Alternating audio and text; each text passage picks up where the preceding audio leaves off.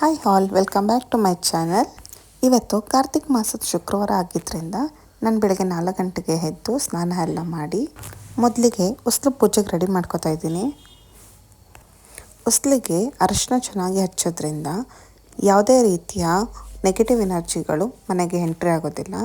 So ಅದರಿಂದ ನಾನು ಚೆನ್ನಾಗಿ ಉಸ್ಲಿಗೆಲ್ಲ ಅರಿಶಿನ ಹಚ್ಕೋತೀನಿ ಹಾಗೂ 5 ಎಳೆ ರಂಗೋಲಿ ಹಾಕೋತೀನಿ. ಪ್ರತಿದಿನ ಬ್ರಾಹ್ಮಿ ಮುಹೂರ್ತದಲ್ಲಿ ತಾಯಿ ಮಹಾಲಕ್ಷ್ಮಿ ಬಂದು ಹೊಸ್ತಿಲನ್ನು ನೋಡ್ತಾರೆ. ಅದರಿಂದ ಅರಿಶಿನ, ಕುಂಕುಮ, ರಂಗೋಲಿ ಹಾಗೂ ದೀಪ ಧೂಪ ಎಲ್ಲ ಹಾಕೋದ್ರಿಂದ ತಾಯಿ ತುಂಬಾ ಖುಷಿಪಟ್ಟು ಮನೆ ಒಳಗೆ ಬರ್ತಾರೆ. ಈ ಸಮಯದಲ್ಲಿ ಪೂಜೆ ಮಾಡೋದ್ರಿಂದ ನಮ್ಮ ಮನೆಗಳಿಗೂ ತುಂಬಾ ಪಾಸಿಟಿವ್ ಎನರ್ಜಿ ಅನ್ನೋದು ಇರುತ್ತೆ.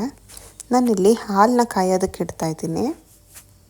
ಬೆಳಗಿನ ಮೊದಲನೇ ಪೂಜೆಗೆ ಹಾಲನ್ನ ಕಾಯಿಸ್ಬಿಟ್ಟು ಇಡ್ತೀನಿ ನೈವೇದ್ಯಕ್ಕೆ. ಮೊದಲಿಗೆ ಹೊಸ್ತಿಲ ಹತ್ರ ದೀಪ ಹಚ್ಚಿ ನಂತರ ಮನೆ ಒಳಗೆ ದೇವ್ರ ಮನೆಯಲ್ಲಿ ದೀಪ ಹಚ್ತಾ ಇದ್ದೀನಿ.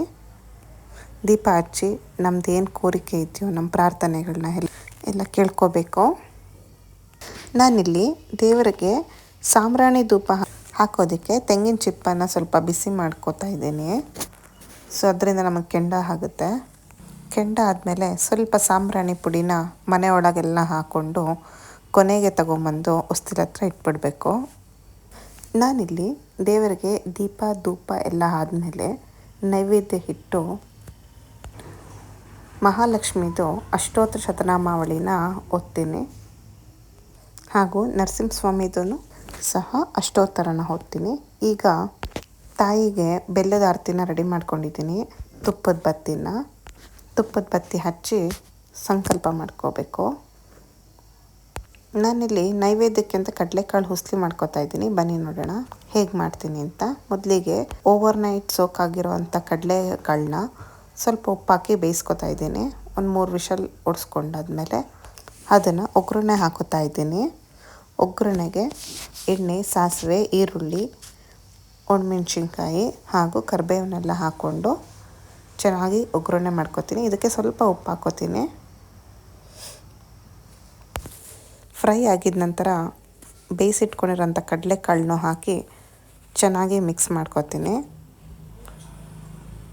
ಕಡಲೆಕಾಳಿಗೆ ಮುಂಚೆನೇ ಉಪ್ಪು ಹಾಕಿರೋದ್ರಿಂದ ಮತ್ತೆ ನಾನೇನು ಉಪ್ಪು ಹಾಕೋದಕ್ಕೆ ಹೋಗೋದಿಲ್ಲ. ಮಿಕ್ಸ್ ಆದಮೇಲೆ ಅಟ್ ಲಾಸ್ಟ್ ಸ್ವಲ್ಪ ಕೊತ್ತಂಬರಿ ಹಾಗೂ ತೆಂಗಿನಕಾಯಿ ತುರಿ ಅಥವಾ ಕೊಬ್ಬರಿ ಎರಡರಲ್ಲಿ ಯಾವುದಾದ್ರೂ ಆಪ್ಷನಲ್ ಹಾಕೋಬೋದು.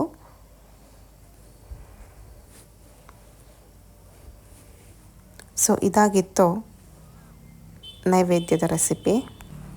ಈಗ ನಾನು ಟಿಫನಿಗೆ ಚೆನ್ನ ಮಸಾಲ ಮಾಡ್ಕೊಂಡಿದ್ದೆ. ಸೇಮ್ ಇದು ಓವರ್ ನೈಟ್ ಸೋಕ್ ಮಾಡಿಟ್ಕೊಂಡು ಸ್ವಲ್ಪ ಉಪ್ಪು ಹಾಕ್ಕೊಂಡು ಬೇಯಿಸಿಟ್ಕೋತಾ ಇದ್ದೀನಿ. ಮಸಾಲೆಗೆ ಒಂದು ಪಾನಿಗೆ ಈರುಳ್ಳಿ, ಶುಂಠಿ, ಬೆಳ್ಳುಳ್ಳಿ ಎಲ್ಲ ಹಾಕಿ ಹುರ್ಕೋಬೇಕು ಚೆನ್ನಾಗಿ.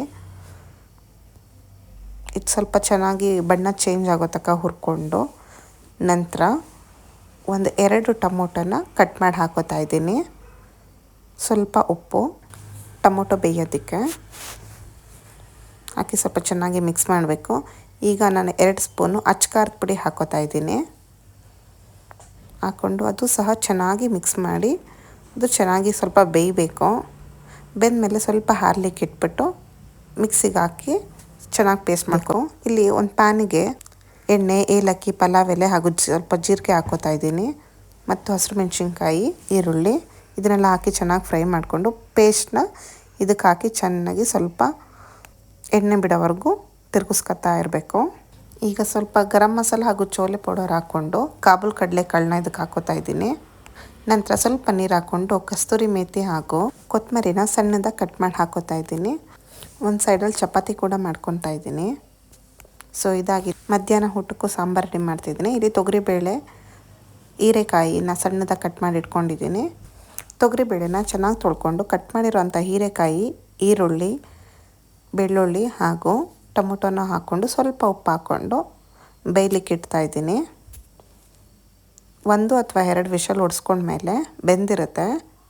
ಬೆಂದಮೇಲೆ ಒಂದು 2ರಿಂದ 3 ಸ್ಪೂನಷ್ಟು ಸಾಂಬಾರು ಪುಡಿನ ಹಾಕಿ ಸ್ವಲ್ಪ ಅರಿಶಿನದ ಪುಡಿ ಹಾಗೂ ಒಂದು ಸ್ವಲ್ಪ ಚಿಲ್ಲಿ ಪೌಡರ್ ಹಾಕಿ ಅದನ್ನು ಚೆನ್ನಾಗಿ ಮಸ್ಕೋಬೇಕು.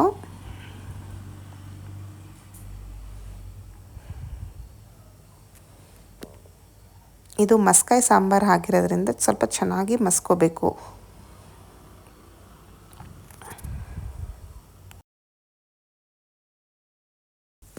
ಮಸ್ಕೊಂಡಿದ ನಂತರ ಸ್ವಲ್ಪ ನೀರನ್ನು ಹಾಕಿ ಬೇಯಲಿಕ್ಕಿಡಬೇಕು.